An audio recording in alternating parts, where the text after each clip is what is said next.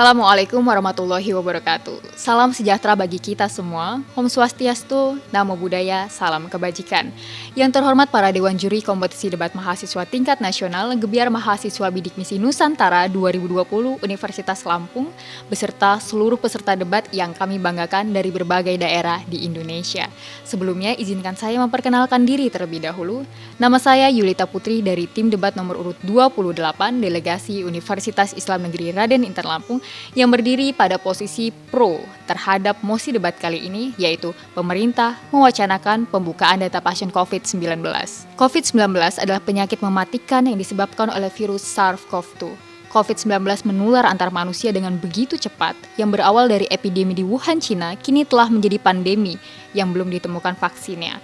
Hingga saat ini, seperti yang dikutip dalam BBC News, infeksi virus corona di seluruh dunia sudah menembus angka lebih dari 35 juta kasus dan berdampak kepada melemahnya sektor ekonomi, sektor pendidikan, sektor kesehatan, sosial yang melanda berbagai negara di seluruh dunia.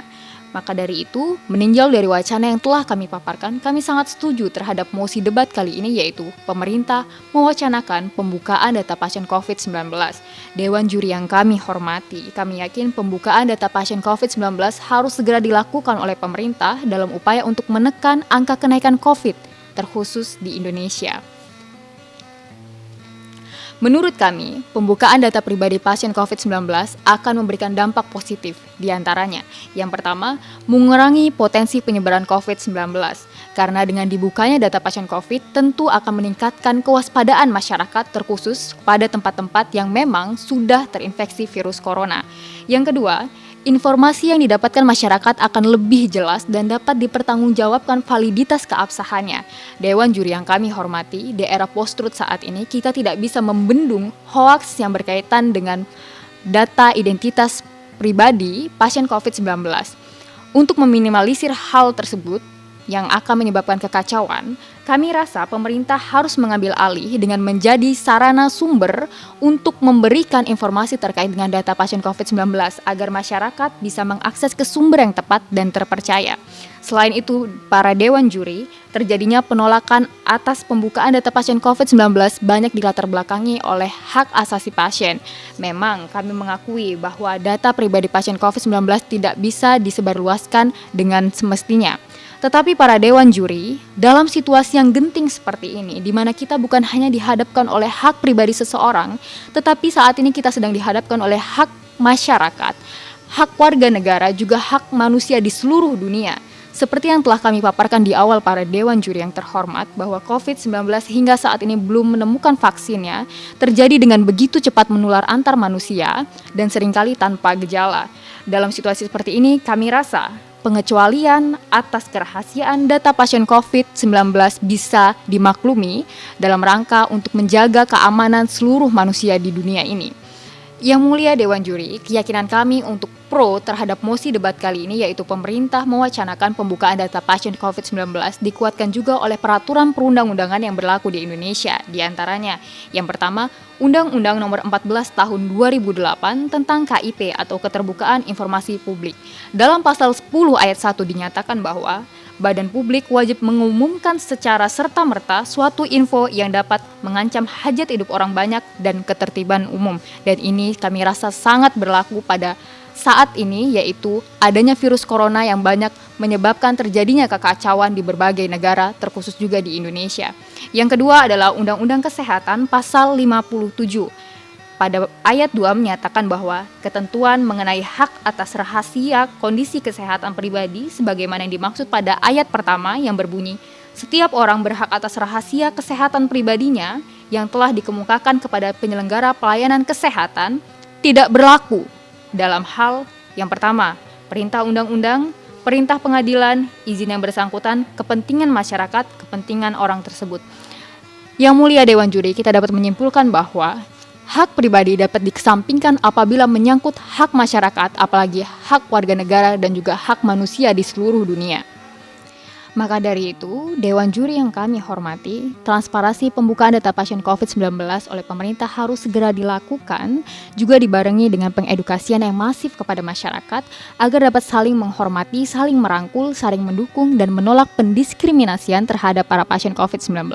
Demikianlah argumentasi dari pihak pro, selanjutnya akan dilanjutkan oleh rekan saya dari pihak kontra. Terima kasih. Wassalamualaikum warahmatullahi wabarakatuh.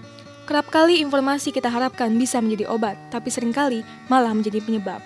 Assalamualaikum warahmatullahi wabarakatuh. Salam sejahtera bagi kita semua. Om Satya Tsunami Budaya, salam kebajikan.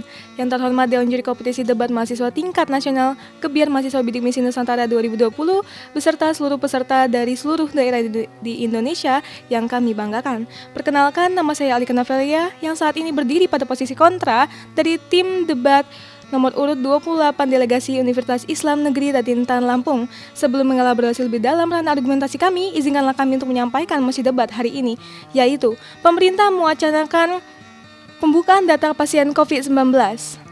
Kami dari pihak kontra sekali lagi menyatakan tidak setuju dengan mosi. Yang mulia para Dewan Juri, seperti yang kita ketahui, data pasien yang dimaksud di sini merujuk pada pengungkapan identitas pribadi pasien. Hal ini menurut kami sangatlah bertentangan dengan hak asasi manusia dan hukum yang berlaku di Indonesia. Hingga kami bertanya-tanya, kenapa membuka data pasien COVID-19 sebegitu pentingnya untuk diberlakukan? Dewan Juri yang terhormat, terdapat beberapa argumentasi yang akan kami angkat, menurut kami akan dapat mengungkapkan jawabannya. Di antaranya yang pertama, terdapat hak-hak yang dilanggar jika wacana ini diberlakukan oleh pemerintah.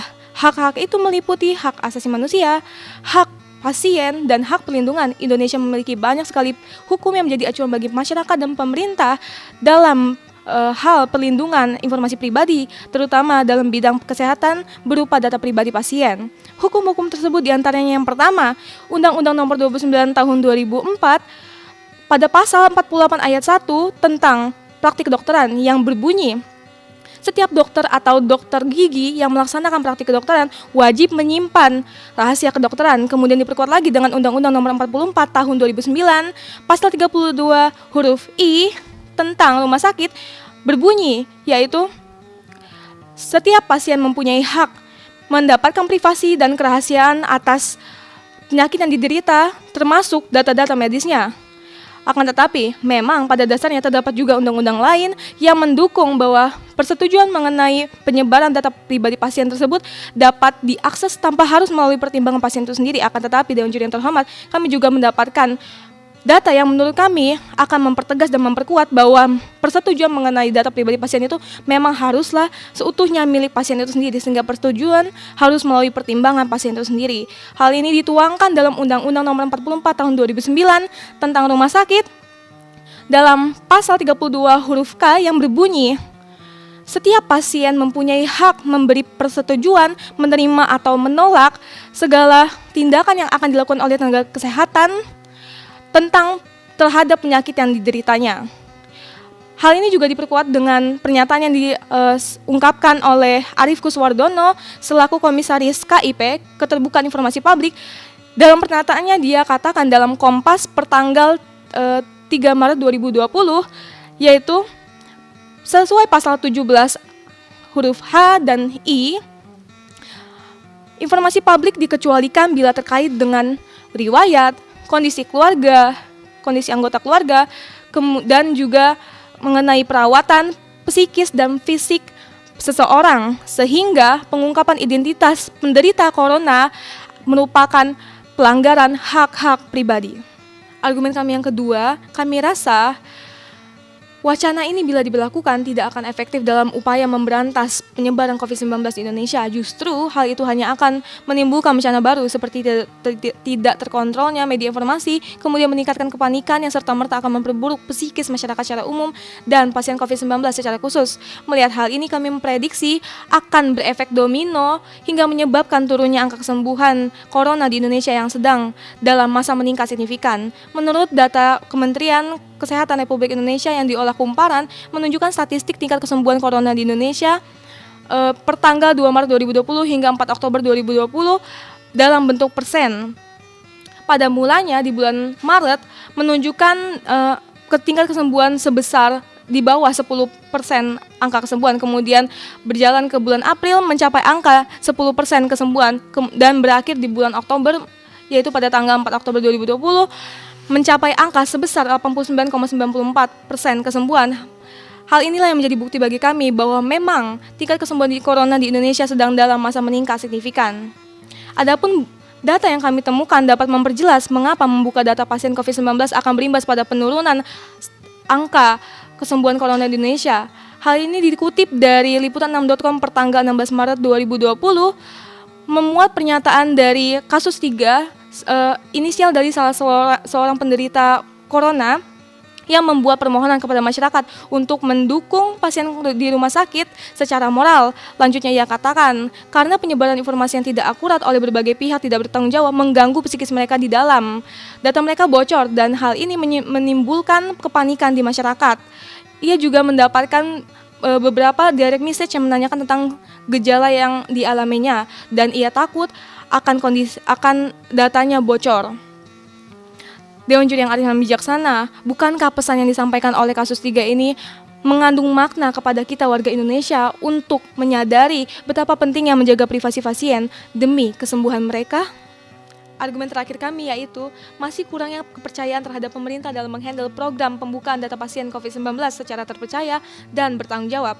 Menurut data yang kami temukan, berasal dari temuan hasil lembaga riset telematika asal Bandung, Sharing Vision, menunjukkan simulasi yang mereka lakukan pada tanggal 22 Maret 2020 saat pemerintah mengungkapkan terdapat 514 kasus positif di Indonesia, akan tetapi model mereka memprediksi angka yang berbeda, yaitu angka sebenarnya sebesar 2.279 kasus positif di Indonesia. Hal inilah yang menjadi bukti bahwa masih terdapatnya kendala berupa ketidakakuratan informasi yang diberikan. Kami takutkan tujuan utama dari wacana yang berupa memberi informasi jelas dan juga memberikan pengaruh kepada masyarakat akan bahayanya COVID-19 justru hanya akan memupuskan harapan pemerintah dalam menumbuhkan stigma positif di masyarakat ketika identitas pasien COVID-19 nantinya akan diketahui.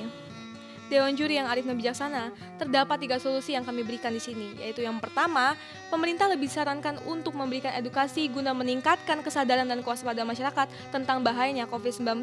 Lalu yang kedua, memperketat upaya pendisiplinan protokol kesehatan dan social distancing di semua lembaga yang ada di Indonesia, juga di seluruh lapisan masyarakat. Lalu yang terakhir atau yang ketiga, yaitu tidak memberlakukan pembukaan data pasien COVID-19 sebab dinilai bagi kami hanya akan menimbulkan masalah baru. Cukup hanya dengan memberitahukan tempat pasti penyebaran COVID-19 akan lebih baik dan tidak beresiko daripada memberitahukan informasi rinci terkait data pasien pribadi COVID-19. Baik, sekian dari paparan yang telah disampaikan. Berikutnya akan dilanjutkan oleh rekan kami, pihak konklusi. Kami ucapkan terima kasih banyak. Wassalamualaikum warahmatullahi wabarakatuh. Assalamualaikum warahmatullahi wabarakatuh. Salam sejahtera bagi kita semua, salam Om Swastiastu, Namo Buddhaya. Yang terhormat Dewan Juri Kompetisi Debat Tingkat Nasional Gebiar Mahasiswa Bidik Misi Nusantara 2020, serta peserta debat yang kami banggakan.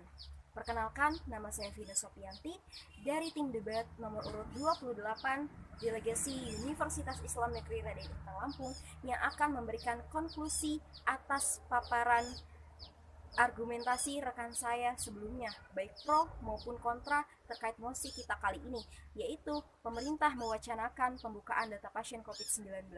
Dewan Juri yang arif lagi bijaksana, bila ditinjau dari kacamata pro, kami sangat sepakat terkait pembukaan data pasien COVID-19 oleh pemerintah, karena ini akan memberikan dampak yang positif, diantaranya dapat mengurangi potensi penyebaran wabah virus corona di Indonesia. Adanya transparansi pasien COVID-19 terkait nama, alamat, dan rekam jejak pasien dapat meningkatkan kewaspadaan masyarakat dan juga dapat meningkatkan kesadaran masyarakat untuk selalu menerapkan protokol kesehatan kapanpun dan dimanapun berada guna memutus penyebaran wabah virus corona. Yang kedua, dengan diterapkannya pembukaan data pasien COVID-19 oleh pemerintah, informasi yang didapat masyarakat akan lebih jelas karena didapat dari sumber yang tepat, akurat, dan terpercaya, sehingga meminimalisir berita hoaks yang selalu hadir di tengah-tengah masyarakat. Yang ketiga, tidak bertentangan dengan hukum, terdapat hukum-hukum yang mengatur mengenai informasi data pribadi yang menyangkut hajat hidup orang banyak. Di antaranya, undang-undang tersebut adalah Undang-Undang Kesehatan Pasal 57 Ayat 2, Undang-Undang Nomor 14 Tahun 2008 tentang KIP, Keterbukaan Informasi Pribadi.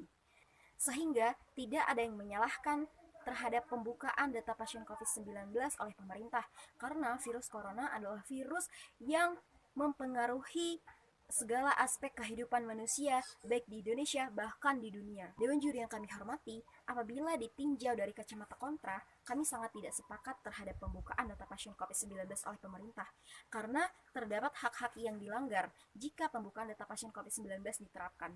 Bahwasanya di Indonesia terdapat banyak hukum yang dijadikan acuan bagi pemerintah dan masyarakat guna perlindungan informasi pribadi khususnya dalam bidang kesehatan berupa data pribadi pasien. Undang-undang tersebut diantaranya adalah Undang-Undang Nomor 29 Tahun 2004 Pasal 48, Undang-Undang Nomor 44 Tahun 2009 tentang rumah sakit. Yang kedua, strategi pemerintah dalam mewacanakan pembukaan data pasien COVID-19 dianggap belum efektif dalam memberantas penyebaran virus corona. Hal ini justru malah membuat masalah baru seperti tidak terkontrolnya media informasi, kemudian menambah kepanikan masyarakat, dan serta-merta membuat buruk psikis masyarakat secara umum dan pasien secara khusus. Yang ketiga, masih kurangnya tingkat kepercayaan masyarakat terhadap pemerintah dalam menghandle program pembukaan data pasien COVID-19. Sehingga yang awalnya menjadi solusi, namun menjadi suatu permasalahan untuk kedepannya. Dewan juri yang kami hormati, dari kedua perspektif ini, baik pro ataupun kontra, kami lebih mendukung atau condong terhadap posisi pro, karena menurut kami ini adalah solusi terbaik di tengah situasi yang sangat mencekam seperti ini.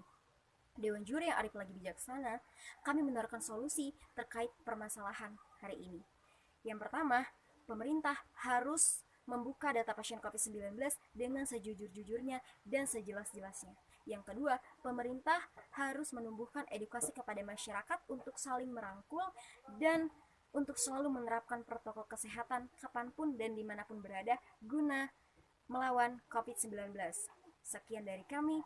Wassalamualaikum warahmatullahi wabarakatuh.